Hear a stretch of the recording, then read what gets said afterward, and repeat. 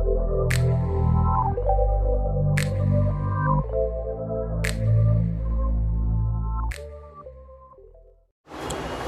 Everyone, welcome to our YouTube channel concept tutorial. Guys, optics का last video में हम लोग ने पढ़ा था refraction of light, critical angle और टोटल इंटरनल रिफ्रैक्शन। ओके, तो ये सारे तीनों कॉन्सेप्ट हुए। आज का बेसिकली लेक्चर में हम लोग क्वेश्चंस करने वाले हैं, है ना। तो फर्स्ट क्वेश्चन करते हैं।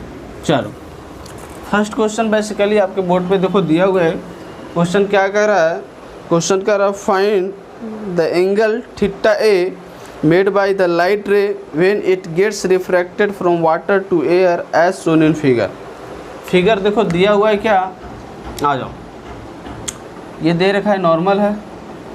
ओके, फिगर में दे रखा है कि ये लाइट रे गया वाटर से, this is water and this is air. इसका रिफ्रैक्टिव इंडेक्स क्या हो जाएगा? 4/3। ओके, ये बोल रहा है थीटा डब्लू बना रहा है और ये रिफ्रैक्ट करके चला जाएगा इधर, that is theta A.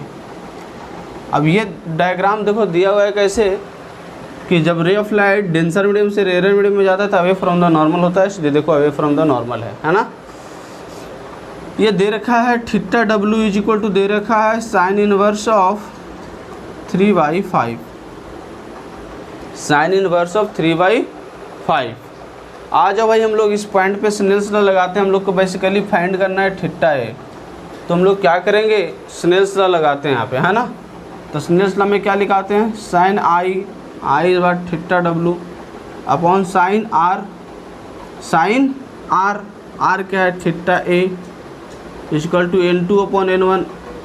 N2 किसका रिफ्रैक्टिव इंडेक्स होता था भाई? N2 उस मीडियम का रिफ्रैक्टिव इंडेक्स है जिसमें रे ऑफ लाइट जा रही है किसमें? एयर में, यानी 1। और इसका कितना हो जाएगा? 4/3। ओके जी, आ जाइए। नेक्स्ट कॉन्सेप्ट क्या करना है बताओ? हम लोग को थीटा ए चाहिए, तो मैं लिख सकता हूँ क्या? Sine of theta A is equal to 4/3 into sine of theta W. होगा, लिखेंगे कि नहीं लिखेंगे? हाँ जी लिखेंगे। अब थीटा डब्लू दे रखा है साइन इनवर्स ऑफ 3/5, यहाँ से लिख सकते हैं क्या हम लोग? 4/3 into sine of sine inverse of 3/5। It means what? 4/3 is equal to 3/5। This 3 gets cancelled and it is written as 4/5। So finally we will write theta is equal to sine inverse of what?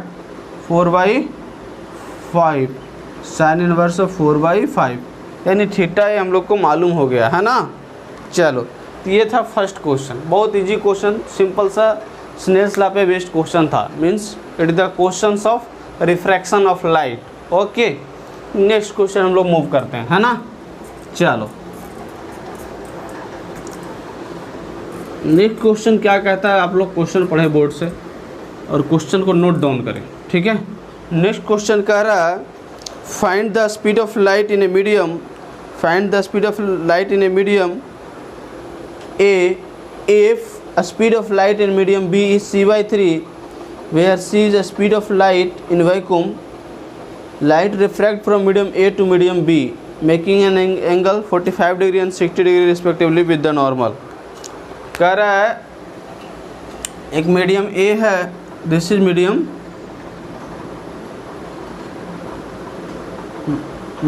ए, और ये कौन सा है? Medium B, ठीक है। Medium B कह रहा है मीडियम ए से मीडियम बी में रे ऑफ लाइट क्या हो रहा है? रिफ्रैक्ट कर रहा है। ऐसे गया और रिफ्रैक्ट कर रहा है। यहाँ पे कितना बना रहा है? 45 डिग्री बोला है।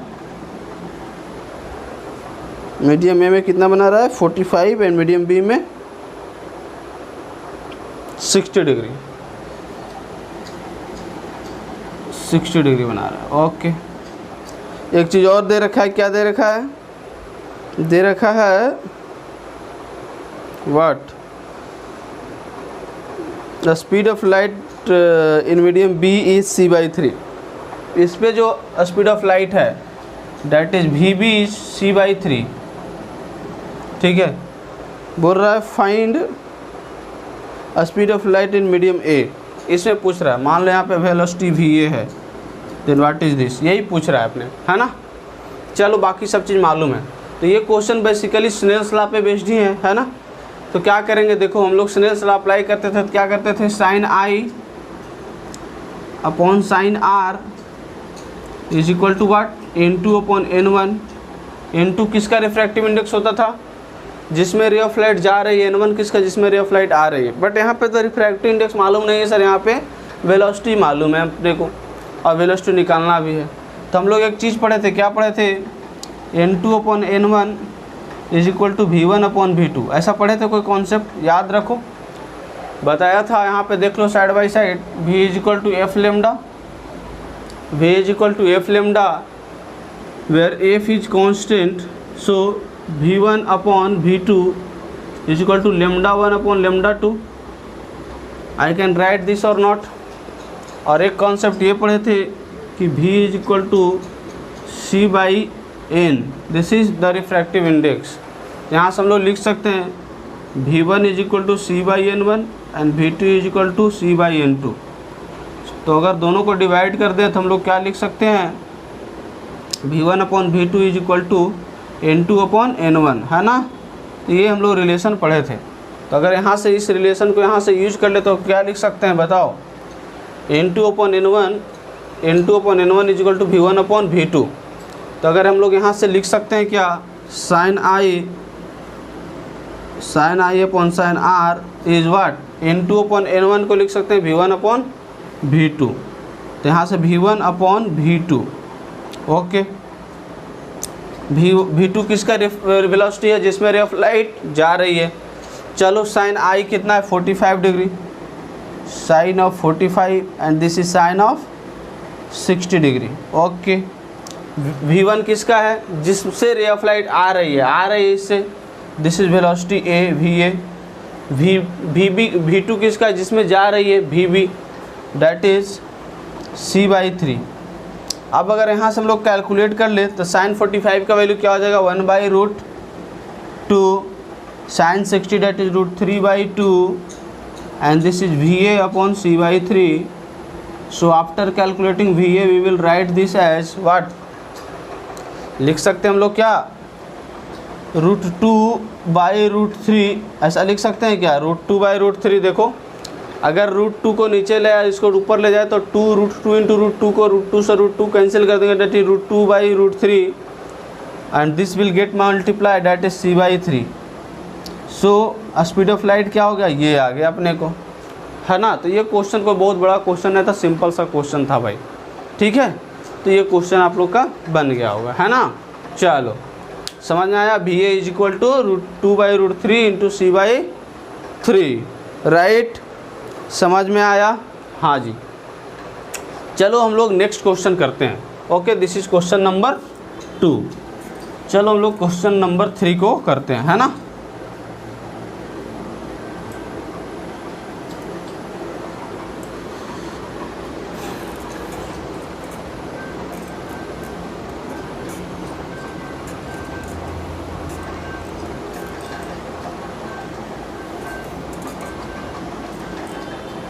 क्वेश्चन नंबर 3, क्वेश्चन नंबर 3 क्या कह रहा है, सो देखो कह रहा है ray of light is incident on A transparent glass of refractive index √3 if the reflected ray and the refracted ray are mutually perpendicular, what is the angle of incidence। Simple सा question बोल रहा है भाई कि देखो ये इधर वाले जो पार्ट है ये ट्रांसपेरेंट ग्लास स्लैब है, ठीक है। कह रहा है क्या कि रे ऑफ लाइट इंसिडेंट किया विद द नॉर्मल,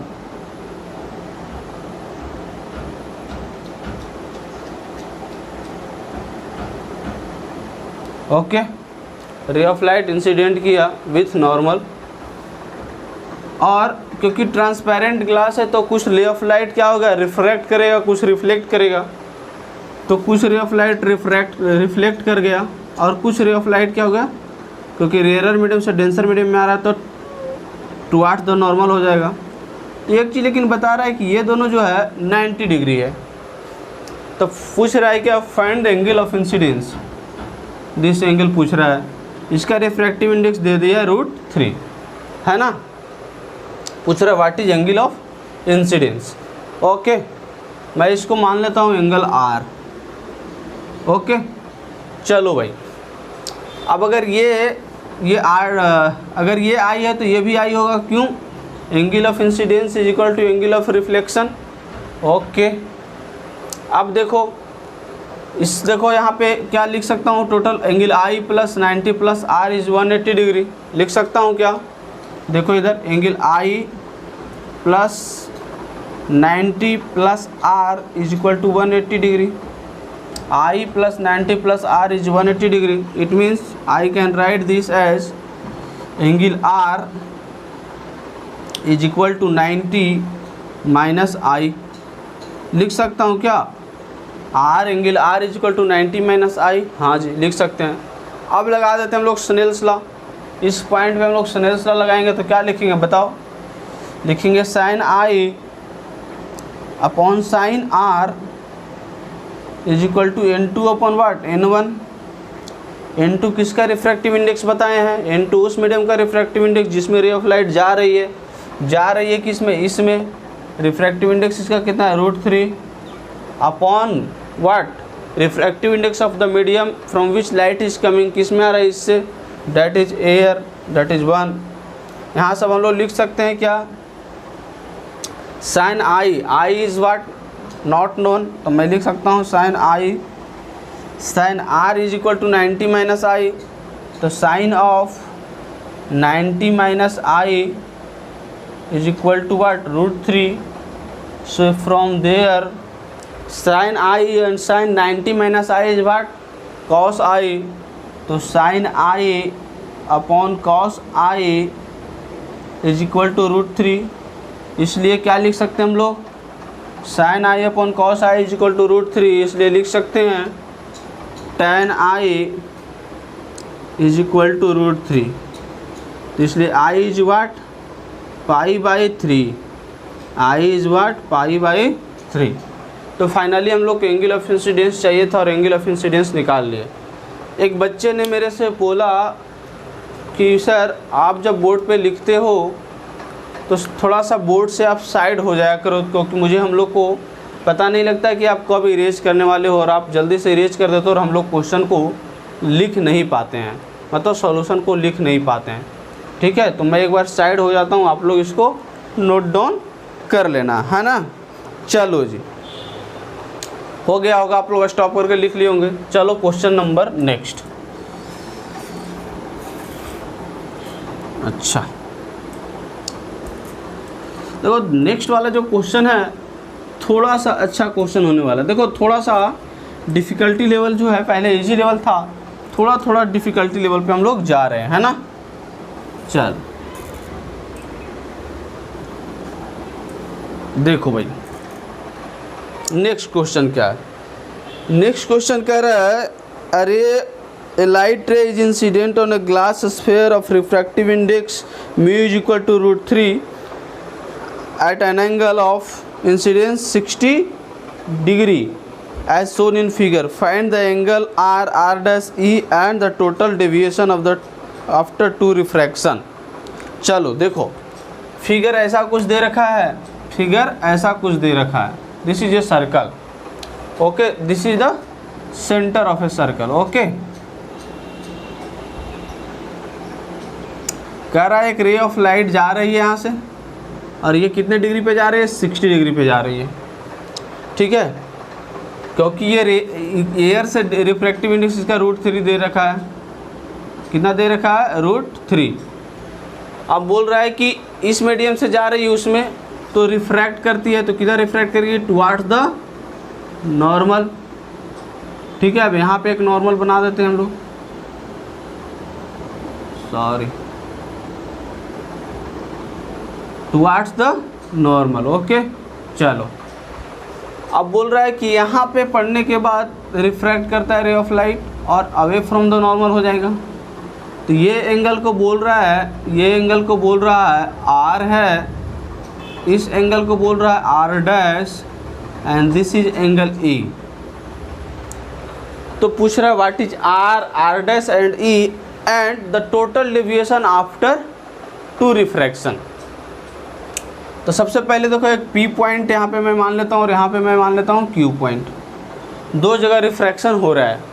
तो सबसे पहले अगर आर को निकालना है तो पी पे लगाना पड़ेगा स्नेल्स लॉ। तो at point P Snell's law लगाते हैं। तो क्या लगाएंगे भाई बताओ, sine I upon sine R is what N2 upon N1। N2 उस मीडियम का रिफ्रैक्टिव इंडेक्स जिसमें रे ऑफ लाइट जा रही है, किस में जा रही है, ग्लास स्फीयर में जा रही है, that is √3 upon what N1। I दिया है डेट इज 60 डिग्री। तो हम लोग लिख सकते हैं क्या, आई दिया है 60 डिग्री, तो हम लोग लिख सकते हैं sine 60 is equal to √3 into what sine R. Sine 60 का वैल्यू कितना होता है, that is √3/2 is equal to what √3 into sine R. √3 ने √3 को मार दिया, डेट इज 1/2, इसलिए R is equal to what 30 degree. हम लोग को देखो यहाँ से आर पता कर लिए कितना, ये आर कितना है, डेट इज 30 डिग्री। ये आर हो गया हम लोग को 30 डिग्री। अब हम लोग को चाहिए आर डैश, क्या चाहिए, आर डैश।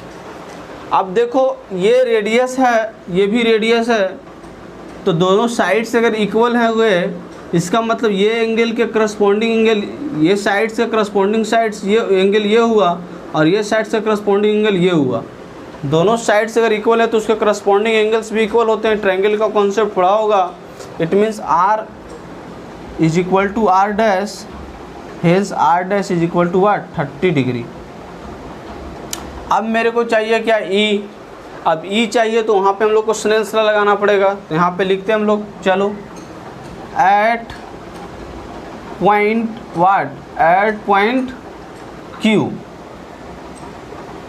पॉइंट क्यू पे हम लोग स्नेल्स लॉ लगाते हैं। Applying Snell's law at point Q, क्या लिखेंगे भाई, लिखेंगे sine I upon sine R is equal to N2 upon N1।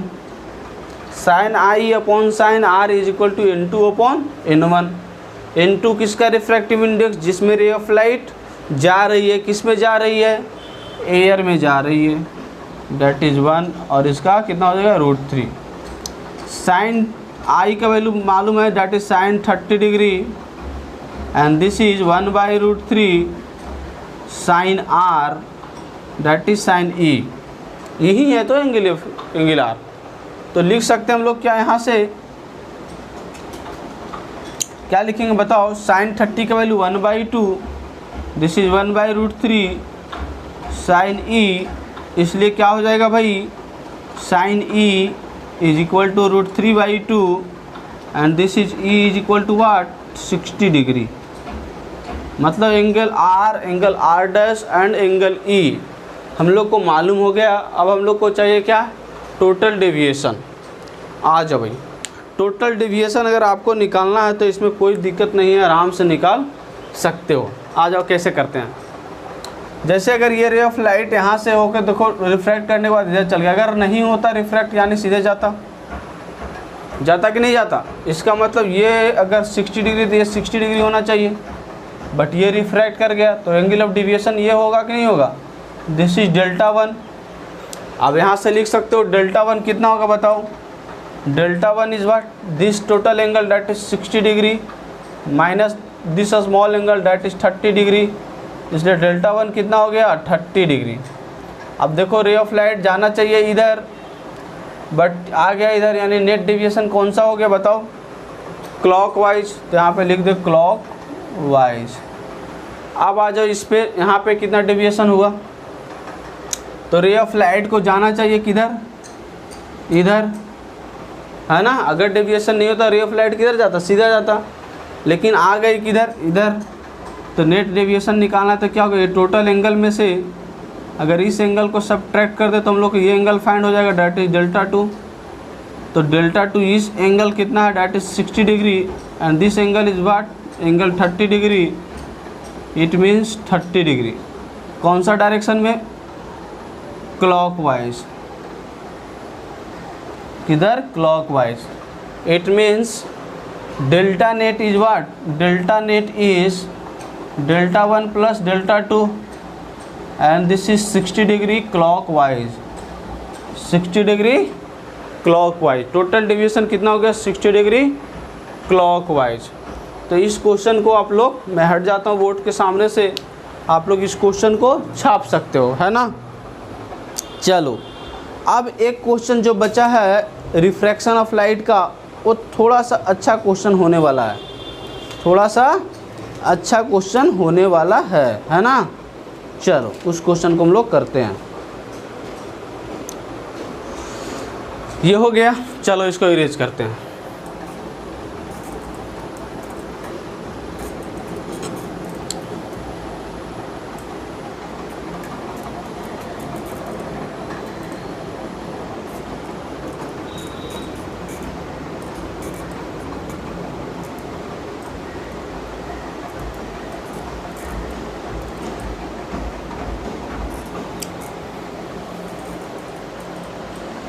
चलो नेक्स्ट क्वेश्चन जो आपके बोर्ड के सामने पड़ा है उस क्वेश्चन को पढ़िएगा। क्वेश्चन बोल रहा है a cylindrical vessel whose diameter and height both are equal to 30 centimeter is placed to a horizontal surface and a small particle p is placed at a distance of 5 centimeter from the center, okay, and I is placed at a position such that the edge of the bottom is visible. The particle P is in a plane of drawing.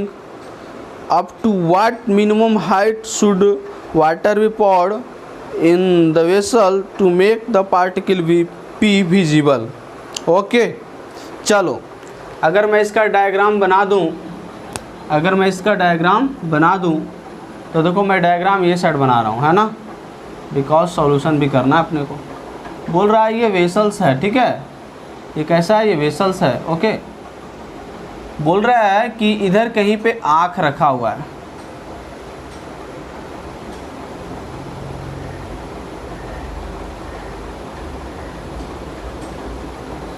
इधर कहीं पे आँख रखा हुआ है। तो ये जो दे रखा है कि ये डिस्टेंस जो है दैट इज 30 सेंटीमीटर, और ये भी कितना है, 30 सेंटीमीटर। आँख को इस तरीके से रखा गया है ताकि इसका बॉटम पार्ट विजिबल हो जा रहा है। बट अगर ये 30 है तो इसका सेंटर कितने पे हो जाएगा, 15 पे।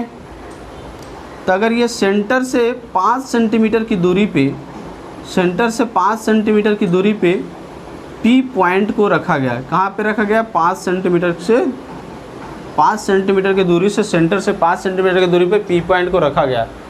और इस आँख को देखना है पी पॉइंट को, बट इस अगर बिना इसमें, अगर इसमें कोई पानी नहीं है तो उसकी आँख यहाँ तक देख पा रही है। तो हम बोल रहे हैं क्वेश्चन में कि हमको इस वेसल्स में कितना पानी डालें ताकि इस पी पॉइंट को, ये आँख इस पी पॉइंट को देख सके, है, समझ में आया। अब क्या करते हैं कि इस अब इसमें हम लोग वेसल्स में पानी डालना शुरू करते हैं। तो एक चीज़ हम लोग जानते हैं रिफ्रैक्शन ऑफ लाइट में कि अगर हम लोग किसी वेसल्स में पानी डालते हैं तो रे ऑफ लाइट जो है रिफ्रैक्ट कर जाती है, क्योंकि रेयरर से डेंसर में जाएगी तो रिफ्रैक्ट करेगी। तो इसमें बोल रहा है पानी डालने की वजह से हो सकता है दिख जाए।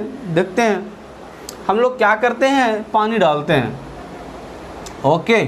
चलो भाई मैं ऐसा कर रहा हूँ कि एच हाइट तक मैं पानी डाल देता हूँ, या एक्स ले लो, कुछ भी ले सकते हो। मैं चलो यहाँ तक पानी डाल दिया, ठीक है, this is let it be x height. इस एक्स हाइट तक मैं पानी डाल दिया, ओके। इस एक्स हाइट तक, या फिर चलो थोड़ा सा ज़्यादा ले लेते हैं ना, चलो मैं यहाँ तक पानी डाल दिया, ओके। अब खुश, हाँ जी, चलो मैं पानी यहाँ तक डाल दिया। अब अगर यहाँ तक पानी डाल दिया तो यहाँ से तो रे ऑफ लाइट जो आ रही थी, यहाँ से जो रे ऑफ लाइट आ रही थी वो तो सीधे आना चाहिए था, बट क्या हुआ, क्योंकि यहाँ पे इंटरफेस जो है दो मीडियम को डिवाइड कर रहा है, इधर एयर है और इधर वाटर है, तो बेसिकली इंटरफेस टू मीडियम को डिवाइड कर रहा है, तो यहाँ पे रिफ्रैक्शन होगा और रेयरर से आ रहा है तो डेंसर में होगा। इट मीन्स व्हाट, ये जो रिफ्रैक्ट करके जो रे ऑफ लाइट आ रही है वो पी पॉइंट से जाएगी तभी तो देख पाएगा। यानी ये अगर मैं यहाँ पे नॉर्मल ड्रॉ कर दूँ, दिस इज नॉर्मल, अगर मैं ड्रॉ कर दूँ, ओके मैं नॉर्मल को ड्रॉ कर दिया। अब देखो क्या है कि अगर यहाँ से देखो तो पी पॉइंट को ये रे ऑफ लाइट यहाँ पे आना चाहिए रिफ्रैक्ट करके, यही तो होना चाहिए, तभी दिख पाएगा पी पॉइंट, है या नहीं है, दिख रहा है स्पष्ट। यानी अगर एंगल ऑफ इंसिडेंस ये है, दिस इज गिवन 45 डिग्री, कैसे बताओ, यहाँ से अगर ये 30 है, ये 30 है तो ये 45 होगा, तो ये 45 तो ये भी 45। हाँ जी, अब ये मेरे को नहीं मालूम कि कितना है सो, ठीक है। चलो मैं ये एक साइड ले लिया था तो ये भी हो गया एक साइड, है ना। अब मेरे को निकालना है कि एक साइड कितना होगा, ठीक है। चलो तो एक साइड निकालने के लिए हम लोग क्या करेंगे, सो देखो बेसिकली क्या है सो देखो, हम लोग को ये x मालूम है और ये देखो कितना है, तो अगर हम लोग को देखें तो अगर ये x है तो यहाँ से डिस्टेंस ये कितना होना चाहिए, ये डिस्टेंस कितना होना चाहिए, x होना चाहिए कि नहीं होना चाहिए। हाँ बेसिकली हम लोग को यहाँ से अगर हम लोग लगा दें स्नेल्स लॉ, तो इस P पॉइंट पे स्नेल्स लगाएंगे तो क्या लिखेंगे, sine I upon sine R is N2 upon N1, ठीक है, N2 अपॉन N1। N2 किसका रिफ्रैक्टिव इंडेक्स है, उस मीडियम का रिफ्रैक्टिव इंडेक्स है जिसमें रे ऑफ लाइट जा रही है। Sine I that is sine 45 degree, sine R अपने को नहीं मालूम, डैट इज N2 किसका, जिसमें रे ऑफ लाइट जा रही है, किस में जा रही है, वाटर में जा रही है, डैट इज 4/3, N1 इज 1। तो क्या लिख सकते हैं, sine R is equal to what, 3/, क्या लिख सकते हैं हम लोग, ये 4/3 तो 3/4 डैट इज 1/√2, है ना, ये लिख सकते हैं। R इज इक्वल टू लिख सकते हैं डैट इज 3/4√2। अब sine R is equal to ये लिख सकते हैं, तो बताओ tan R is equal to क्या लिख सकते हैं, tan R is equal to क्या लिख सकते हैं, P/H है तो P/B, तो P/B, तो ये क्या हो जाएगा, इसका स्क्वायर 4, 16 2 जा 32 माइनस ऑफ 9, है ना, तो क्या हो जाएगा 3/वाट, 9 को अगर सब्ट्रैक्ट कर देंगे तो कितना हो जाएगा, डैट इज 23, हाँ 23, 3/23। अब tan R का वैल्यू क्या लिख सकते हैं, यहाँ से बताओ, tan R का वैल्यू क्या लिख सकते हैं हम लोग, P/B, और यहाँ से बताए क्या ये लेंथ कितना हो जाएगा, तो टोटल x डिस्टेंस है -10, तो लिख सकते हैं क्या x -10 अपॉन x, यहाँ से ये लिख सकते हैं क्या, इसलिए इसको कैलकुलेट करने के लिए हम लोग x, एक्चुअली हम लोग को क्या फाइंड करना है x, तो हम लोग लिख सकते हैं 3x is equal to 23x minus of 23√10। अब यहाँ से क्या हो जाएगा, x is equal to what, x is equal to हम लोग लिख सकते हैं क्या, x इज इक्वल टू लिख सकते हैं 23√10 सॉरी, यहाँ पे लिखना है क्या, 10√23, 10√23, तो यहाँ से लिख सकते हैं क्या हम लोग 10√23 अपॉन वाट, तो √23 माइनस ऑफ 3, ये हो जाएगा हम लोग का हाइट बेसिकली, है ना। ये दिख रहा है आंसर में कि नहीं दिख रहा है, हाँ ऑलमोस्ट दिख रहा है, चलो कोई बात नहीं। तो ये हमारा फाइनली एक्स हाइट ये होगा, इतना लेवल ऑफ, इतना हाइट तक अगर हम लोग वाटर को डालेंगे तभी पी पॉइंट को हम लोग क्लियरली देख सकते हैं, है ना। तो ये क्वेश्चन बेसिकली ख़त्म हुआ किस पे जाकर, रिफ्रैक्शन ऑफ लाइट पे जाकर ये क्वेश्चन को ख़त्म करते हैं हम लोग, है ना। चलो अब हम लोग जो आगे कॉन्सेप्ट पढ़ने वाले हैं दैट इज क्रिटिकल एंगल और टोटल इंटरनल रिफ्रैक्शन पे बेस्ड क्वेश्चन करने वाले हैं, है ना। तो देखते हैं, अगर इस वीडियो का लेंथ बहुत ज़्यादा हो गया होगा तो इस वीडियो का स्टॉप करेंगे और नेक्स्ट वीडियो में हम लोग उसको शुरू करेंगे, है ना। चलो देखो कितना मिनट का वीडियो हुआ है भाई, ये वीडियो 31 मिनट्स का हो गया, तो मैं इसको स्टॉप करके और नेक्स्ट वीडियो में शुरू कर देता हूँ, है ना। चलो तो इस पर मैं थोड़ा डाटा बाय कर देता हूँ। तो ठीक है, नेक्स्ट वीडियो में आप लोग करके दिखाता हूँ। नेक्स्ट वीडियो में क्रिटिकल एंगल और टोटल इंटरनल रिफ्लेक्शन पे बेस्ड क्वेश्चंस करवाता हूँ। तो इस वीडियो को स्टॉप करता हूँ। तो जो इस वीडियो को अभी देखकर स्टॉप करने वाले हैं फिर बाद में देखने वाले हैं, उनके लिए tata and bye bye, keep smiling and keep studying. और जो इस वीडियो को भी फिर से दूसरे वीडियो को कंटिन्यू करने वाले वो वेट कीजिए नेक्स्ट वीडियो का, है ना। चलो।